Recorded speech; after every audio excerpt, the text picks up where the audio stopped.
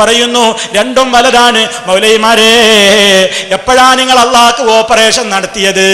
അപ്പൊ നേരത്തെ ഞാൻ വായിച്ച ബുക്ക് വായിക്കുമ്പോ അള്ളാഹ്ക്ക് വലത്തൊരു കൈ എടുത്തൊരു കൈ. ഇപ്പൊ പുതിയ ബുക്ക് വന്നപ്പോ അള്ളാഹ്ക്ക് വലത്ത് രണ്ട് കൈ എടുത്ത് കൈയില്ല.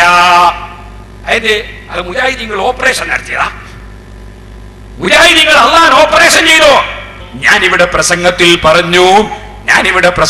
പറഞ്ഞു അള്ളാഹ്ക്ക് ഇത് ഇടത്ത് കൈയില്ല, വലത്ത് രണ്ട് കൈയാണെന്ന് പറയുന്ന മുജാഹിദേ, അള്ളാഹിനെ നിങ്ങൾ വികലാംഗനാക്കിയില്ലേ എന്ന നിലക്ക് ഞാൻ സംസാരിച്ചു. അള്ളാഹ് കക്കൂസിൽ പോയി, അള്ളാഹിനോട് യോജിച്ച പോക്ക്. അള്ളാഹു തആല ജിമായി ചെയ്തു, അള്ളാഹിനോട് യോജിച്ച ജിമായി. പരിഹാസം നോക്കൂ. ഈ മുസ്ലിയാക്കൾ എന്താ വിചാരിച്ചത്?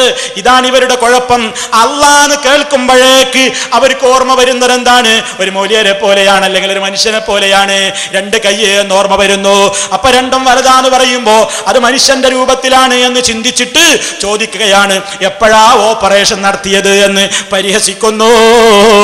അള്ളാഹിനെ പറ്റി നിങ്ങൾ എന്താ മനസ്സിലാക്കിയത്? നിങ്ങളത് മഹാന്മാരായ ഇമാമിങ്ങളുടെ കിതാബുകളിൽ ആരൊക്കെ എഴുതിയിട്ടുണ്ട്? നബി സല്ലല്ലാഹു അലൈഹി വസല്ലം തന്നെ പഠിപ്പിച്ച ഹദീസല്ലേ കിൽതാ യദൈഹി യമീൻ. അതുപോലെ തന്നെ അത് ഉദ്ധരിക്കാത്ത കിതാബുകൾ ഏതാ ഉള്ളത്? അതൊക്കെ വിശദമായിട്ട് ഇൻഷാ അല്ലാഹ് നമുക്ക് പിന്നെ പറയാം, അല്ലാഹുവിന്റെ തൗഫീഖ് ഉണ്ടെങ്കിൽ. ഞാൻ ഇതിന്റെ അർത്ഥം ചോദിച്ചപ്പോ, കിൽത്തായദൈഹിയുടെ അർത്ഥം ചോദിച്ചപ്പോ മൂപ്പര് പറയുന്നു എന്നാ പിന്നെ അലിഫ് ലാമീന്റെ അർത്ഥം പറയാനേ. അലിഫ് ലാമീൻ പോലെയാണത്രേ, അർത്ഥം പറയാൻ പാടില്ല എന്നാണ് പേരോട് പറയുന്നത്. നിങ്ങൾ ശരിക്ക് പഠിച്ചു വെക്കണം. ഇത് നിസ്സാരമായ സംഗതിയല്ല.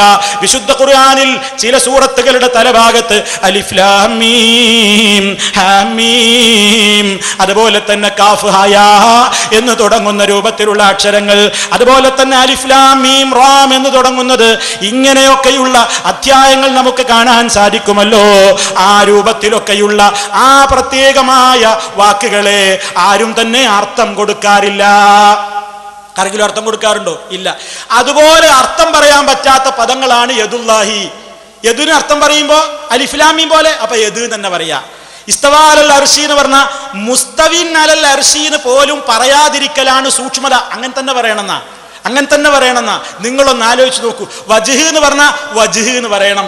പിന്നെ മലയാളം പറയുന്നതാ തെറ്റ്? മലയാളം പറയുന്നതാണോ പേരോടെ തെറ്റ്? ചോദിക്കട്ടെ, ഒരു അറബി പറയാണ് ലഹു വജ്ഹുൻ ലില്ലാഹി വജ്ഹുൻ ലില്ലാഹി യദൈനി എന്ന് ഒരു അറബി പറഞ്ഞാൽ നിങ്ങളുടെ വിശ്വാസം എന്താണ്? അയാളുടെ ആ വാചകം തെറ്റോ ശരിയോ? അയാളുടെ വിശ്വാസം തെറ്റോ ശരിയോ? അറബി മലയാളം പറഞ്ഞിട്ടില്ലല്ലോ. അറബി ലോകത്തുനിന്ന് ഇന്ന് ലോകത്ത് ജീവിച്ചു കൊണ്ടിരിക്കുന്നവരും കഴിഞ്ഞുപോയവരുമായ സലഫി പണ്ഡിതന്മാർ, നിങ്ങൾ അവരെയൊക്കെ പിഴച്ചവരായിട്ടല്ലേ കാണുന്നത് ഈ വിഷയത്തിൽ?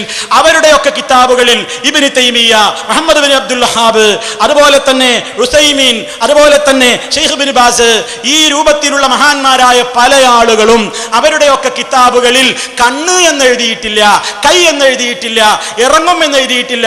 മറിച്ച് അവരെഴുതിയത് ലഹു യദാനി, അതുപോലെ തന്നെ ലഹു ഐനാനി, അതുപോലെ തന്നെ ലഹു റിജുലുൻ, അതുപോലെ തന്നെ യുസ്ബഉൻ എന്നൊക്കെ പറഞ്ഞിട്ടുണ്ട്. അവരൊക്കെ മലയാളം പറയുന്നതാ തകരാറെങ്കിൽ അവരൊക്കെ പറയുന്നത് തെറ്റാണോ? അവൊക്കെ വിശ്വസിക്കുന്നു അവർ. എങ്ങനെ അള്ളാഹുവിന് യോജിച്ച നിലക്ക്, ബിലാ കൈഫിൻ, ഒരു കൈഫ് എങ്ങനെയാണെന്ന് ചോദിക്കാതെ എങ്ങനെയാണ് എന്ന് ചോദിക്കാൻ പാടില്ല. മറ്റൊന്നിനോട് സാദൃശ്യപ്പെടുത്താൻ പാടില്ല, ഉപമപ്പെടുത്താൻ പാടില്ല. എല്ലാം അള്ളാഹു യൻസിലു, അള്ളാഹ് ഇറങ്ങുന്നു പറഞ്ഞാൽ ഇറങ്ങുന്നു എന്ന് വിശ്വസിക്കണം. എങ്ങനെ എന്ന് ചോദിക്കുന്നത് സുന്നത്ത് ജമാഅത്തുകാരുടെ ശൈലിയല്ല. പിന്നെ പേരോട് അതാ ഭാഗം നിങ്ങളൊന്ന് കേട്ടോളൂ. അലിഫ് ലാം മീം പോലെയാണ് എന്ന് പറഞ്ഞ ഭാഗം പെട്ടെന്നൊന്ന് കേട്ടോളൂ. അലിഫ് ലാം മീം എന്ന് ഖുർആനിലുണ്ട്. അതിന്റെ മാന നമുക്കറിയില്ല. അലിഫ് ലാം മീം എന്നത് നമ്മൾ വിശ്വസിച്ചിരിക്കുന്നു. അല്ലാഹു ഉദ്ദേശിച്ചൊരു മാന അതിനുണ്ട്, പക്ഷേ അതിന്റെ മാന നമുക്കറിയില്ല. യാസീൻ എന്ന് ഖുർആനിലുണ്ട്. കാഫ് ഹാ യാ ഐൻ സാദ് ഖുർആനിലുണ്ട്. അതിന്റെ മാന നമുക്കറിയില്ല. അല്ലാഹു പറഞ്ഞത് നമ്മൾ വിശ്വസിച്ചിരിക്കുന്നു. അതിന് അല്ലാഹു ഉദ്ദേശിച്ചൊരു മാനയുണ്ട്. മാനയിലേക്ക് നമ്മൾ കടക്കുന്നില്ല. ഇതാണ് സഹോദരന്മാരെ സഹാബത്തും എല്ലാ മഹാന്മാരും പഠിപ്പിച്ചത്. കണ്ടോ? അപ്പൊ അലിഫ് ലാം മീം പോലെയാണ്.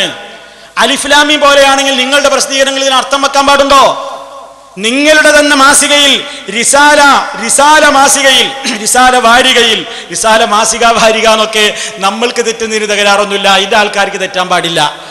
മുപ്പരരിക്ക് ഈ വാദപരിവാരത്തിന്റെ വേളയിൽ റിസാല വാരിക മാസിക എന്നൊക്കെ പറഞ്ഞിട്ട് അതിലുള്ളതൊക്കെ എല്ലാവരും ഒന്ന് വായിക്കണം, ഈ മൗലവിമാര് പറയുന്നതൊന്നും കേൾക്കരുത് എന്ന് പറഞ്ഞൊരു ഭാഗമുണ്ട്. ഇൻഷാ അല്ലാഹ് അതൊക്കെ നിങ്ങൾ കേട്ടതാണ്. CD ഇറങ്ങുമ്പോൾ ഇനി നിങ്ങൾക്ക് കാണാം. ദുഷ്പ്രചരണങ്ങളായിരുന്നില്ല നടത്തേണ്ടത്. ഇവിടെ ഞാൻ പറയുന്നു, ബാക്കി റിസാലയിലെ പരസ്യം, റിസാലയിൽ നമ്മളെ മാസികയുണ്ട് റിസാല, ആ റിസാലയിൽ അത് വാരിക ആ വാരികയിൽ അനുസരിച്ച് വിശദമായി പറഞ്ഞിട്ടുണ്ട്. എല്ലാവരും അത് വായിച്ചു നോക്കണം. ഇവര് പറയുന്നൊക്കെ നിങ്ങൾ അങ്ങനെ തന്നെ വിശ്വസിച്ചു പോകരുത്. ഇനി നിങ്ങൾ നോക്കൂ, ഇതിന്റെ ശേഷം ഇതിൽ പറയാണ്. അപ്പൊ ആ റിസാല ചോദിക്കട്ട കൂട്ടത്തില് ആ റിസാലയിൽ ഒരു പരസ്യം ഉണ്ട് എന്നാണ് നിങ്ങൾ പറഞ്ഞിരുന്നു വാദപ്രതിവാദത്തിലെ, അല്ലേ? ഞങ്ങളെന്ന് പറഞ്ഞു അത് മഹദൂമിയുടെ പരിഭാഷയുടെ പരസ്യാണ്, അല്ലേ? അപ്പൊ മൂപ്പരിക്കത് മനസ്സിലായില്ല. അലവി പിന്നൊന്നൊരു കുറിപ്പ് കൊടുത്തപ്പോ മനസ്സിലാവാഞ്ഞിട്ട് മൂപ്പരെന്തു ചെയ്തു? അത് അങ്ങനെ തന്നെ ആ രൂപത്തിൽ മനസ്സിലാക്കാതെ റിസാലയെ സംബന്ധിച്ചു പറഞ്ഞു. അപ്പൊ നമ്മൾ അതിവിടെ വന്ന് പിടികൂടി കൃത്യമായി ജനങ്ങൾക്ക് കാണിച്ചു കൊടുത്തു. അപ്പോ ആ റിസാല, അങ്ങനെയുള്ള റിസാല, നിങ്ങളുടെ റിസാല, അതിൽ നിങ്ങൾ അർത്ഥം കൊടുക്കേണ്ടത് ആകാശത്തുള്ളവൻ നിങ്ങളെ ഭൂമിയിലേക്ക് ആഴ്ത്തിക്കളയുകയും അന്നേരം ഭൂമി വിറയ്ക്കുകയും ചെയ്യില്ലെന്ന് നിങ്ങൾ നിർഭയാവസ്ഥയിലാണോ? അല്ല, ആകാശത്തുള്ളവൻ നിങ്ങളുടെ മേൽ ചരൽ കാറ്റയക്കില്ലെന്ന് നിങ്ങൾ സമാധാനപ്പെടുകയാണോ? അപ്പൊ നിങ്ങൾ ഏതിനാ അർത്ഥം കൊടുത്തത്? മൻഫിസ്സമായി എന്ന് 2 തവണ അതാ സൂറത്തുൽ മുൽക്കിൽ അല്ലാഹു ചോദിച്ചിട്ടില്ലേ? അമിൻതും മൻഫിസ്സമാ. നിങ്ങളുടെ ആശയപ്രകാരമാണെങ്കിൽ അലിഫ് ലാം മീം എന്ന് പറയുമ്പോൾ മൻഫിസ്സമാ എന്നിടത്ത് നിങ്ങൾ എന്ത് പറയണം? മൻഫിസ്സമാ അങ്ങനല്ലേ പറയാൻ പാടുള്ളൂ. പക്ഷെ നിങ്ങൾ എന്താ കൊടുത്തത്? മൻഫിസ്സമാ എന്താ? നിങ്ങൾ ആ ആയത്തിന്റെ അർത്ഥം നിങ്ങളുടെ പ്രസിദ്ധീകരണത്തിൽ കൊടുത്തപ്പോ നിങ്ങൾ എഴുതിയില്ലേ ആകാശത്തുള്ളവൻ എന്ന്. ആരെ പറ്റി എഴുതിയത്? അള്ളാഹുവിനെ സംബന്ധിച്ച്. അപ്പൊ നിങ്ങൾക്ക് പറയാണ്ടാവും, ഞങ്ങൾ അങ്ങനെയൊക്കെ പറയുന്നത് പഠിപ്പിക്കാൻ വേണ്ടിയാണ്. പഠിപ്പിക്കാൻ വേണ്ടി ഇപ്പൊ നമ്മൾ അങ്ങനെയൊക്കെ പറയൂലേ? മനസ്സിലാക്കണം ശരിക്ക്. പഠിപ്പിക്കാൻ വേണ്ടി അങ്ങനെ പറഞ്ഞാൽ അതൊരു തെറ്റല്ല. എങ്ങനെ? അതിന് മൂപ്പര് ഉദാഹരണം പറഞ്ഞു. എന്താ ഉദാഹരണം എന്നറിയോ? ആളുകളോട് ചോദിക്കാണ്, അള്ള 2 ഉണ്ട് എന്ന് പറഞ്ഞാൽ അത് മഹാ അബദ്ധാണല്ലോ. എന്നൊരു മൂപ്പരോട് ചോദിക്കാം, അള്ള 2 ഉണ്ട് എന്ന് പറഞ്ഞാൽ അല്പ ജനങ്ങൾ 2 ഇപ്പങ്ങളൊക്കെ അള്ള 2 ഉണ്ട് എന്ന് പറഞ്ഞില്ലേ? മനസ്സിലാക്കി വെച്ചോ, 2 അള്ള ഉണ്ട് എന്ന് പറയാൻ പാടില്ല. കേട്ടില്ലേ പറഞ്ഞ വാചകം? കേട്ടില്ലേ? എന്താ കേട്ടെ? 2 അള്ള ഉണ്ടെന്ന് നിങ്ങളൊക്കെ പറഞ്ഞില്ലേ? 2 അള്ള ഉണ്ട്, 2 അള്ള ഉണ്ട് നിങ്ങളൊക്കെ പറഞ്ഞില്ലേ? പക്ഷെ അതിന്റെ ശേഷം എന്ത് പറഞ്ഞിട്ടുണ്ട്? പറയാൻ പാടില്ല എന്നും കൂടി പറഞ്ഞിട്ടുണ്ട്, അല്ലേ? അപ്പോ അങ്ങനെ നാവ് കൊണ്ട് ഒരു കാര്യം പറഞ്ഞ് മനസ്സിലാക്കി കൊടുക്കാൻ വേണ്ടി മൊയ്യാൻ പാടില്ല എന്നല്ല പറഞ്ഞത്. അവര് മനസ്സിലാക്കണം. ഒരു ഉസ്താദ് കുട്ടിയൊക്കെ ദർശനത്താണ്, അയാൾ ദർശിൽ പറയാണ്, എന്റെ ഭാര്യയെ ഞാൻ തലാഖ് ചൊല്ലി എന്ന് പറഞ്ഞാൽ തലാഖ് പോയി പോകും. ഇപ്പൊ ഉടനെ കുട്ടികൾ, ഉസ്താദെ നിങ്ങൾ സ്വന്തം ഭാര്യനെ എടുത്ത് പോകാൻ പാടില്ല. അതെന്താണ്? നിങ്ങൾ പറഞ്ഞില്ലേ എന്റെ ഭാര്യയെ ഞാൻ തലാഖ് ചൊല്ലി എന്ന് പറഞ്ഞില്ലേ? അതുകൊണ്ട് തലാഖ് ചൊല്ലലാവൂല, അത് പഠിപ്പിക്കലേ ആവുള്ളൂ. ഇതുപോലെ ഈ ആയത്തും ഹദീസും ബാഹ്യാർത്ഥ പ്രകാരം വിശ്വസിക്കാൻ പാടില്ല എന്ന് പഠിപ്പിക്കാൻ വേണ്ടി അതിന്റെ ബാഹ്യാർത്ഥം ഇന്നതാണ് എന്ന് പറയാൻ പാടില്ല എന്നല്ല ഞാൻ പറഞ്ഞത്. അങ്ങനെ പറഞ്ഞുകൊണ്ട് അബദ്ധാവോ? അതിന്റെ അപ്പുറത്തത് പറയാൻ പാടില്ല എന്നും പറഞ്ഞില്ലേ? അത് പറയാൻ പാടില്ല എന്ന് പറഞ്ഞില്ലേ? എന്നാ നിങ്ങൾ എഴുതിയിടത്തൊക്കെ ആകാശത്തുള്ളവൻ എന്ന അർത്ഥം കൊടുത്തിട്ട് ഇത് പറയാൻ പാടില്ലെന്നതിന് വേണ്ടിയാണ് ഞങ്ങൾ ഇങ്ങനെ അർത്ഥം കൊടുത്തത് എന്ന് പറഞ്ഞിട്ടുണ്ടോ? അങ്ങനെ ഉണ്ടോ? നിങ്ങളുടെ ഖുർആൻ പരിഭാഷയിലുണ്ടോ? നിങ്ങൾ അംഗീകരിക്കുന്ന നിങ്ങളുടെ പ്രസിദ്ധീകരണങ്ങളിലുണ്ടോ? നിങ്ങൾ അംഗീകരിക്കുന്ന പണ്ഡിതന്മാരെഴുതിയ ആ നിലക്കുള്ള തഫ്സീറുകളിൽ, പരിഭാഷകളിൽ ധാരാളം വായിക്കാനുണ്ട്. അതിലൊക്കെയുണ്ടോ? ഇല്ല.